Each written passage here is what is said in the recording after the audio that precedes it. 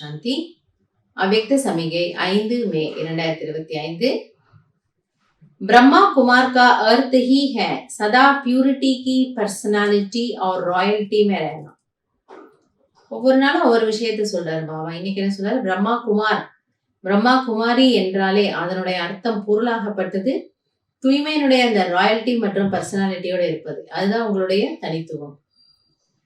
यही प्यूरिटी की पर्सनालिटी विश्व की आत्माओं को अपनी तरफ आकर्षित करेगी. ஆக இந்த ஒரு தூய்மையின் பர்சனாலிட்டி தான் உலகத்தின் ஆத்மாக்களை உங்கள் பக்கம் கவர்ச்சிக்கும். ஏன்னா அது மற்றவங்க கிட்ட இல்ல. எப்பொழுதுமே ஒரு கூட்டத்துல இருக்கிறோம்னா வேற யார்கிட்டயுமே அப்படிப்பட்ட ஒரு ட்ரெஸ் இல்ல, அப்படி ஒரு ஹேர் ஸ்டைல் இல்ல, அப்படி ஒரு ஜொலிப்பு இல்ல. ஆனா நம்ம மட்டும் அப்படி இருக்கிறோம்னா வித்தியாசமா தெரியும் இல்லையா? அதே போல நம்மிடம் இந்த ஸ்தூல அழகு அதெல்லாம் வேற விஷயம். ஆனா பாபா என்ன சொல்றாரு? ஆத்மா அழகா இருக்குன்னா அது தானாகவே மத்தவங்கள கவர்ச்சிக்கும், அட்ராக்ட் பண்ணும்.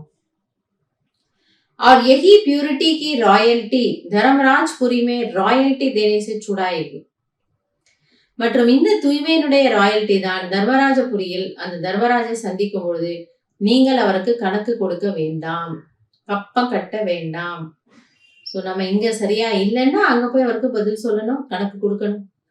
ஆனா இங்க சரியா இருந்துட்டோம்னா அங்க தர்மராஜ் கிட்ட நம்ம ஃப்ரீயா போயிடலாம், பயப்படவே வேண்டாம் இல்லையா? ஐயோ இப்ப நான் பகவான் முன்னாடி போனா நான் இப்படிலாம் தப்பு பண்ணிட்டேனே, இப்படிலாம் பாவம் பண்ணிட்டேனே, தெரிஞ்சும் பண்ணிட்டேன், தெரியாம பண்ணிட்டேன், மறைச்சு பண்ணிட்டேன், இதெல்லாம் வேண்டாங்கிறாரு பாபா. அதனால என்ன சொல்றாரு? பியூரிட்டியினுடைய பர்சனாலிட்டியை சங்கம் யுகத்துல இங்க கொண்டு வாங்க. அப்ப மேல நம்ம அவருக்கு பதில் சொல்ல வேண்டிய அவசியம் இருக்காது. इसी रॉयल्टी के अनुसार भविष्य रॉयल फैमिली में आ सकेंगे.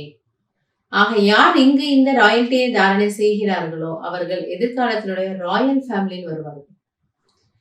கேட்கவே எவ்வளவு அழகா இருக்கு இல்லையா? ராயல் ஃபேமிலி, பிரஜைகள் அல்ல, விஸ்வ மகாராஜனும் அல்ல. ஏன்னா அதுல 2 பேர் தான் உட்கார முடியும். ஆனா அவங்களுக்கு சமமானவர்கள் தான் இந்த ராயல் ஃபேமிலி.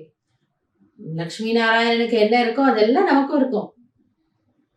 ஆடை ஆபரணங்கள் என்ன, உணவு வகைகள் என்ன, மாளிகைகள் என்ன, வசதி வாய்ப்புகள் என்ன, புஷ்பக விமானம் எல்லாம் இருக்கும். ஆனா அது எந்த ஆதாரத்துல கிடைக்கும்?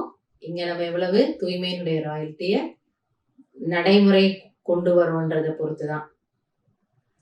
जैसे शरीर की पर्सनालिटी देहभान में लाती है, ऐसे प्यूरिटी की पर्सनालिटी देही अभिमानी बनाए बाप के समीप लाती है.